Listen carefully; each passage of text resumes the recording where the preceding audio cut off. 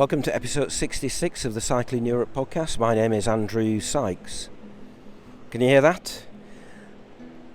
Those are the waves crashing on the beach of Tenerife because I'm back on my travels. Yesterday I flew down from Manchester to Tenerife, courtesy of Jet2 Holidays. The back end of last year they got in contact with me and they said, Andrew, would you like to go and experience some cycling on one of our cycling destination islands? And I said, well, yeah, I'd love to. So I looked at the map and I picked the one that was furthest south, and that appeared to be Tenerife. Basically because I knew I'd be travelling in the middle of February and I thought it might be good weather, and so far that's turned out to be the case. Yesterday I woke up in Yorkshire and it was barely 2, 3, 4 degrees, a bit chilly. This morning I've woken up and it's just past 9 o'clock and it must already be well past 20 degrees in the sun. Very, very nice. Now I'm here for 4 days and 4 nights. I'm staying at a fantastic hotel called the Dreams Jardin Tropical Resort and Spa. I don't think I've ever stayed in such a luxury hotel. Fantastic breakfast this morning. It had basically anything you could ever ask for breakfast. I stuck to fruit and muesli to start my day in a healthy way, and I've wandered down the shore in the direction, I'm standing on the beach at Playa de las Americas, and I'm going to continue in a few moments round to Los Cristianos. Basically 3 days of things that I'm going to be doing. The first day I'm just going to have a wander off the bike. I haven't brought a bike with me, I'll come back to that in a second, but today I'm going to wander into the towns that I've just mentioned and see what I can find. And tomorrow, hopefully at some point today, I'll find a bike shop where I can actually hire a bike. As I say, I didn't bring my own bike. For the sake of 3-4 days it just wasn't worth it, so I'm going to hire a bike. Behind me, it's been quite misty since I arrived, but behind me I can now see the mountains beginning to reveal themselves. Strangely, perhaps not strangely, I don't know, the highest mountain in Spain is actually here on Tenerife.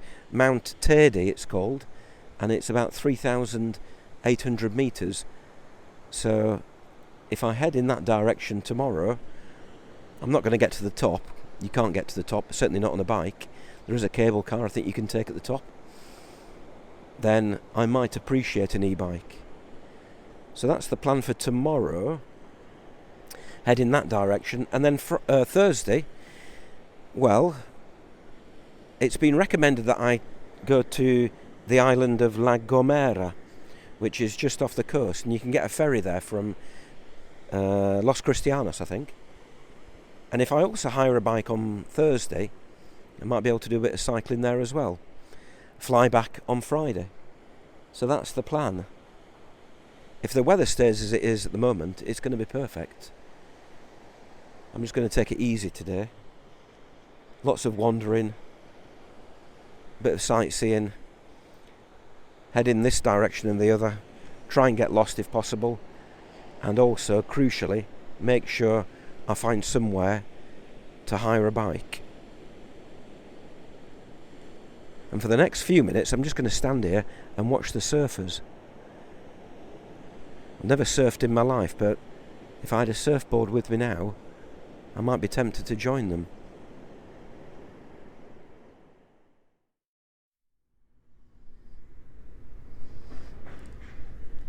It's nearly midday and I finished my coastal walk from Costa Adeje along the coast, and I have been sticking rigidly to the coast. I've tried to follow the path that goes all the way from where I'm staying through Playa de las Americas and then up to finally Los Cristianos, which is where I am now. And I'm right on the edge of Los Cristianos, the northern edge, and you really can't go any further because there's an outcrop of rock, big mound of volcanic rock that would require a bit of mountaineering to wander around.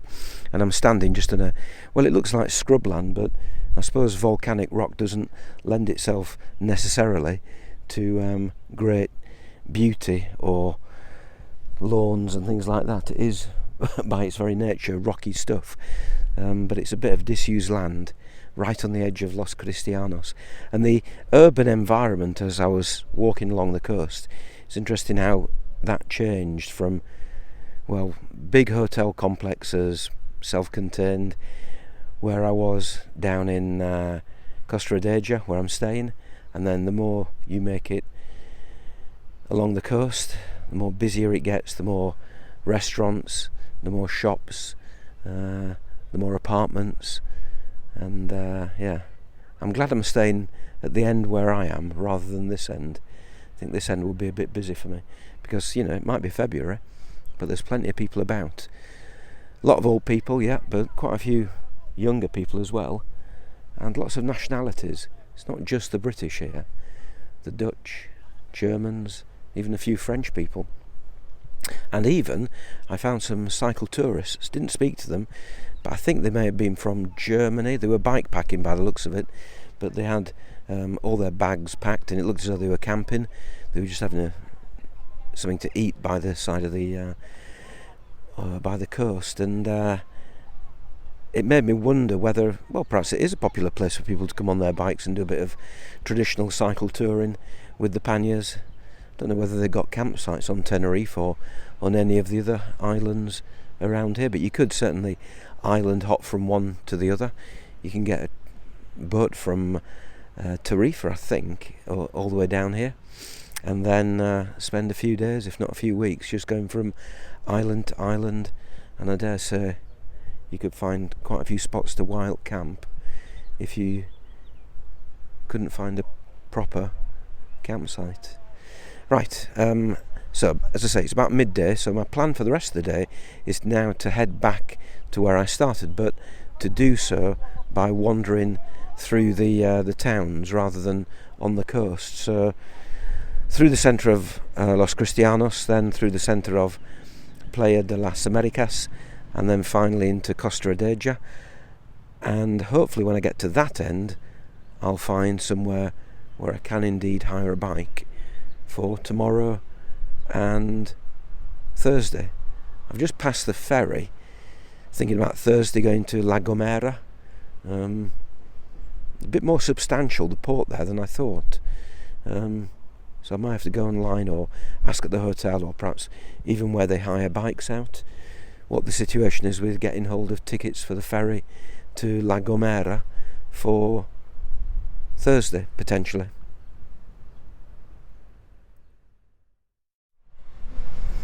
I just tried taking some money out of the bank in a small branch of a unrecognisable branch, and they tried charging me €6. So I'm going to try again. This is a more mainstream bank. I only wanted €40. €6 seems a bit of a hefty charge. Right, key in the amount you wish to withdraw. €40. Go for 40 again. That means they don't have to give me a €50 note. Withdraw. €7 this time. That's ridiculous. Cancel transaction.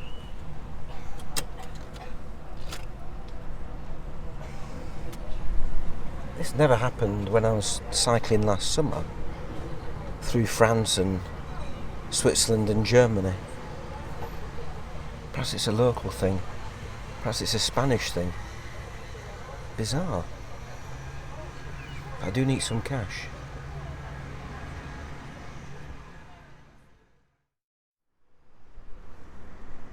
Thank you to Deutsche Bank for providing me with €100 and not having the temerity to charge me €6 or €7 to take it out. Thank you.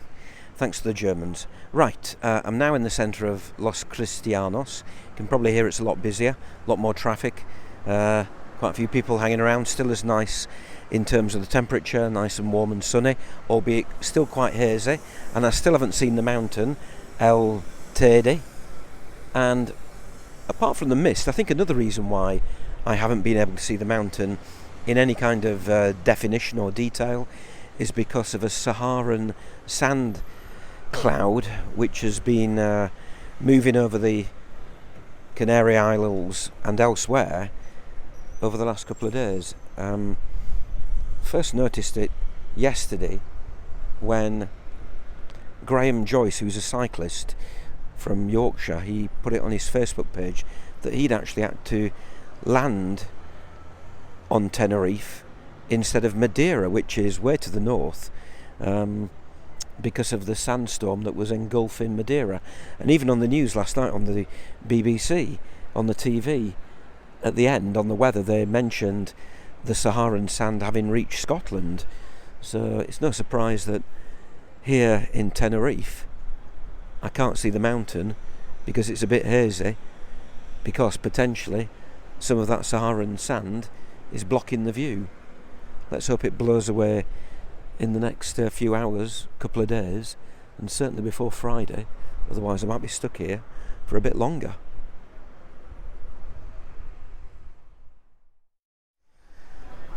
I found a tourist office. Time to start searching for cycle maps. Hola. Hola, buenos días. Buenos días. Hablas inglés? Sí, yes. Gracias. I'm looking for cycling maps. Do you have a... don't have any cycling maps because maybe you don't know it, but at the island at the moment we don't have any carril bici. Okay. So we don't have any cycling maps. I have a normal map of Tenerife with the secondary roads. Okay, but well, not specific for cycling because we don't have this path. So You go on the main roads. Yeah. Goes on the main Yeah. roads. the green ones are secondary roads. Yeah. We have other ones. I'm staying in Costa Adeje. Mm-hmm. Do you know if there are any shops in Costa Adeje where I can hire a bike? You have plenty of places where you There's can plenty. buy bikes. There's plenty shops. If Any excursion shops that you go will in Costa Adeje. But whereabouts in Costa Adeje? I'm staying at the Dreams Jardin Hotel. Jardín Tropical. See. Okay, up the road from there, on the left-hand side, there is a place not far from the exit. I do because I visit all of them. I work for the parks, and I go and visit every single shop. Have you got a bit more soil over there, Scott? That's lovely, thank you very much. Waste not, want not. It's the watchword in our new eco-friendly kitchen garden, I found this door. which will include a Love Your Garden First, a pickling shed, This garden is going to be brimming with all kinds of produce. It's about 8:30 in the evening on Tuesday, and I'm back at the hotel room in Costa Adeje, and I'm watching the TV, as you've probably just worked out. Alan Titchmarsh is doing up somebody's garden in Manchester. Anyway, back in Tenerife, back in Costa Adeje, after that chat at the tourist office in Playa de las Americas, I wandered down the road and kept going all the way until I got back to Costa Adeje and didn't find a bike shop. There was one that I was very hopeful about. It simply wasn't there. It was nowhere to be seen. It was on Google Maps. There was a website for it, but where it said it was a Chinese restaurant, and there was definitely no cycle hire shop there. Anyway, I came back to the hotel and I went to the reception and I said, can you reserve me one of the bikes that I'd spoken to them about yesterday? And they did that, and I've got what's called a pro mountain bike for a day and a half from tomorrow at 11:30 until the end of Thursday. So that's the plan. Now, next question is, where shall I cycle? And I'm looking at the map. I think, look, I don't have the energy all the time to get to anywhere near the middle of the island, anywhere near to the mountain. But I'm just looking at the map, and there is a coastal road, not the main road. There's a big main road that goes all the way around the island, but there is a minor road, and it's got a green edge to it, which means that it's picturesque. So I'm just going to kind of continue going to continue, well, not continue because I went in the opposite direction today, but I'm just going to head north and see what I can discover. It looks a lot quieter in terms of the extent to which it's built up. Today has been, it is a very, very built up area. These 3 areas that I've been walking through. So hopefully cycling along the coast to the north will actually take me to areas which are a lot less built up. So I think at 8:30 on Tuesday evening, that's what I'm envisaging. Might change. And then for Thursday, I'm still planning on going to La Gomera, although I still have to buy or even think about getting a ticket to go from the harbour in Los Cristianos. But I'll worry about that. Well, certainly tomorrow evening, if not Thursday morning.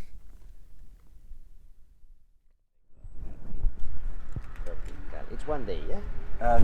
Today and tomorrow, 2 days. Okay. So I collect it on Friday morning from Okay. 11 on if you want to go for a ride. Well, I go back to Britain on Friday, later on Friday, but yeah. Good. 15 al 16. But don't be waiting for me. Okay. There is a bike room. Yep. Leave it there. Lock Okay, so I have my bike. It is a Cross, K-R-O-S-S.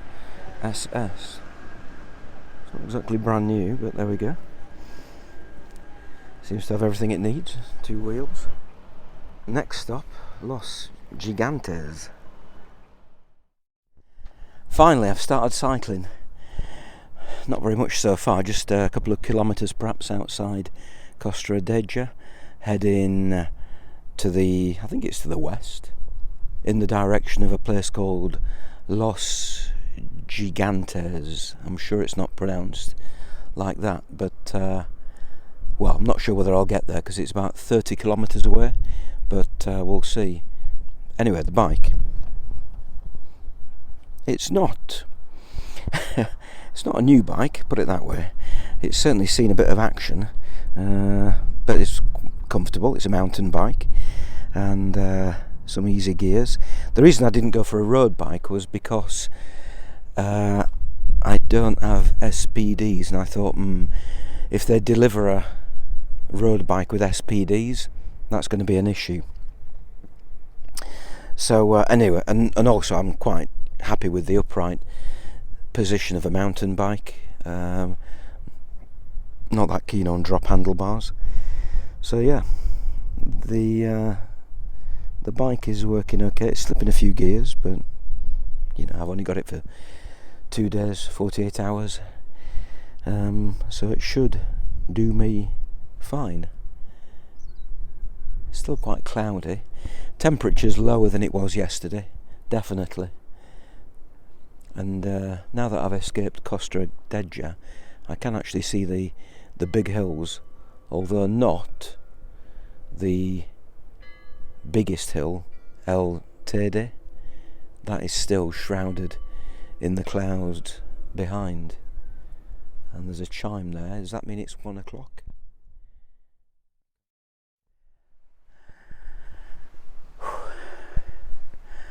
Oh, it's just past 2 in the afternoon. Beginning to wonder whether I should have planned this a bit better. I was following the road, not the main road, because that's up in the hills, the Autovia, but it's quite a busy road to Los Gigantos. Still not sure if that's pronounced correctly, but it was a busy road, quite a narrow road as well. There were plenty of cyclists on it, quite busy with cyclists in fact, but I don't know. I got about halfway to Los Gigantes, I can't remember the name of it, and I thought, no, I could turn back, but then I noticed that I could follow a series of farm tracks which would lead me all the way back up to, well, near where the motorway is, but then I could follow service roads down back into town and go a different way, so that's what I'm planning on doing. Yeah. Anyway, onwards. I'm glad I did what I did. Continuing to Los Gigantes. I wish I could memorise that name and pronounce it. Continuing all the way around the coast of there, I think would have been just a bit nasty, and then the prospect of coming all the way back on the same road. So to cut across and to climb the hill, I think was a really good move, even though at times I thought, God, where the hell is this going? Anyway, I'm now kind of heading back down hill, back into Costa Adeje, and I'm hoping it is going to be downhill, because I've got some fabulous views up here in the foothills of the mountains. I'm next to a busy road. I think busy roads are just inescapable around here because there aren't that many of them. But yeah, looking down along the coast there, I can see all the way back down into Costa Adeje and presumably Playa de las Americas and then Los Cristianos. And it's a cracking view. It's still quite hazy, but yeah. Forgot to mention earlier, I bumped into a cycle tourist. He was a German chap. Didn't speak brilliant English, so I didn't whip out the microphone. I think that might have phased him. But I did manage to glean that he was from Kassel in Germany, and he'd been cycle touring around Europe. He'd done 4,957 kilometres. He showed me on his little cycling computer, and so presumably today he was going to hit 5,000. And he said he got as far as Portugal, and it got a bit chilly, so he jumped on the ferry and came all the way down here, where it is not chilly, nice and warm. He's going to continue, I think, for a bit on the Canary Islands before heading back to Tenerife, I think he mentioned, and then cycle up the Spanish coast in the springtime, which sounds rather nice. Right, so I reckon about another, well, I'm in no rush, it's about 3 o'clock, yeah, just before 3 o'clock, so I reckon a leisurely hour or so down into Costa Adeje, and a rewarding beer, I think.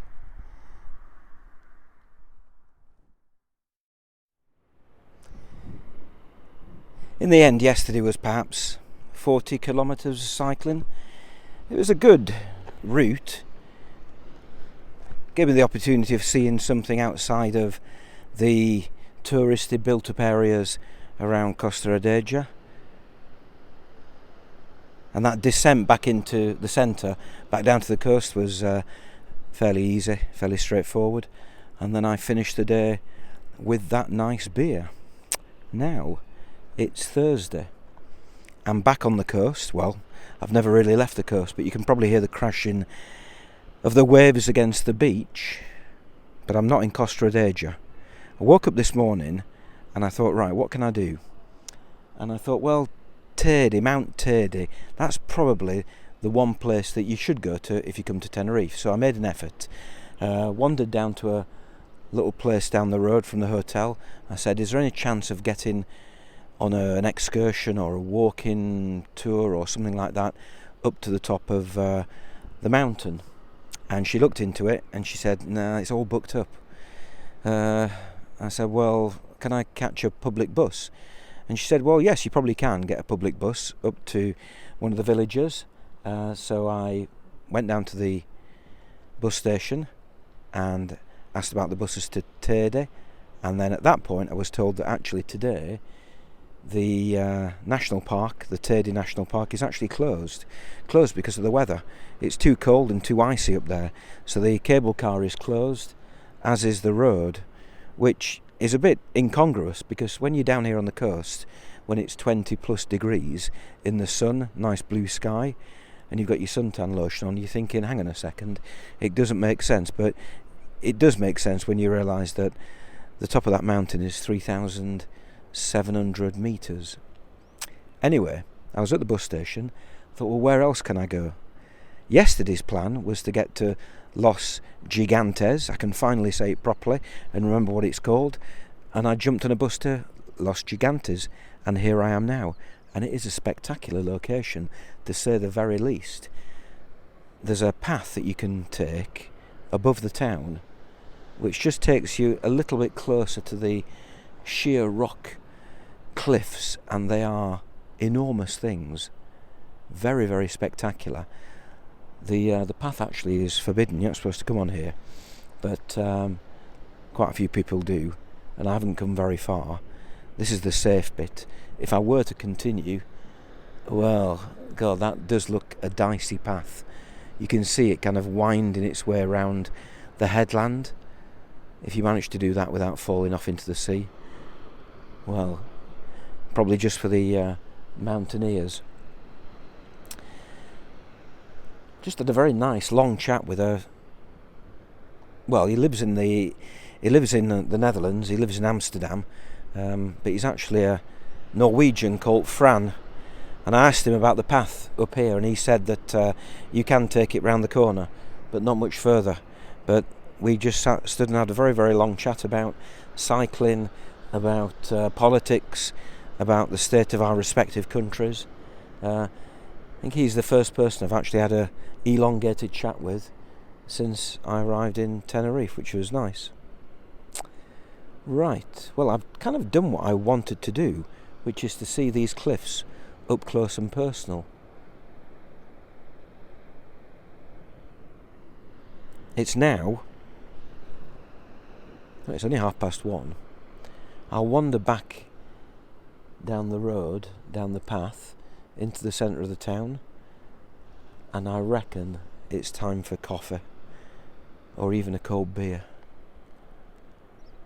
Yeah. And then this afternoon, tomorrow, before I fly back, dunno, I've still got the bike, could pootle off along the coast, perhaps back down to Los Cristianos. I'll decide when I get back.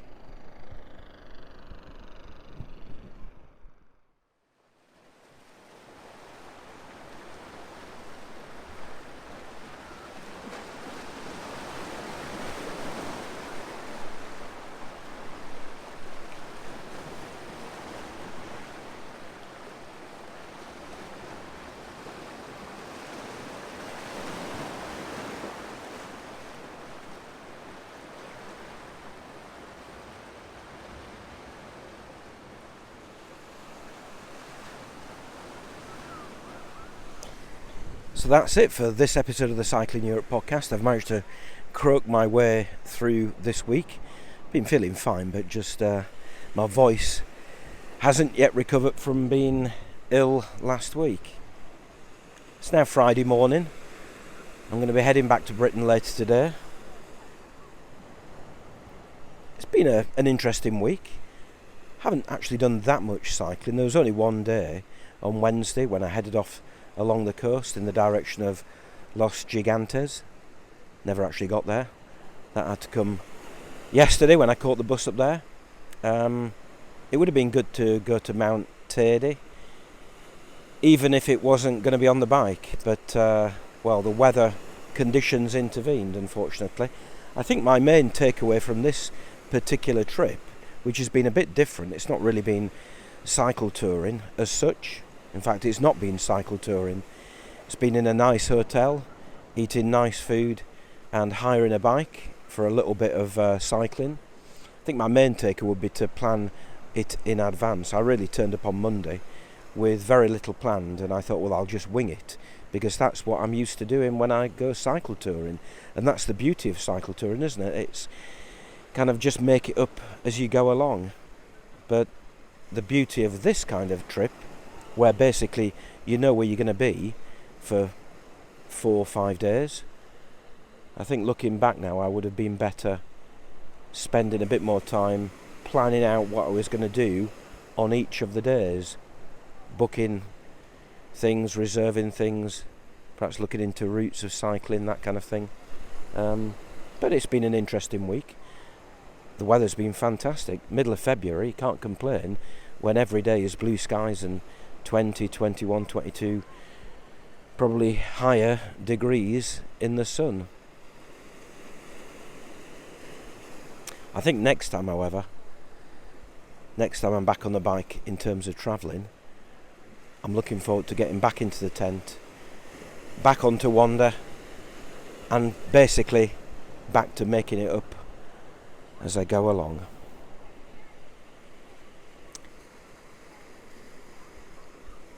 As always, if you've enjoyed the podcast, then please consider giving it a rating on the podcast platform that you listen to it on. You can support the podcast by visiting cyclingeurope.org/support. You can get in contact by visiting cyclingeurope.org/contact. Thank you to Rob Ainsley, as usual, for providing the music. So from a very sunny, very warm Tenerife, that's it for episode 66 of the Cycling Europe podcast. So thanks for listening and happy cycling.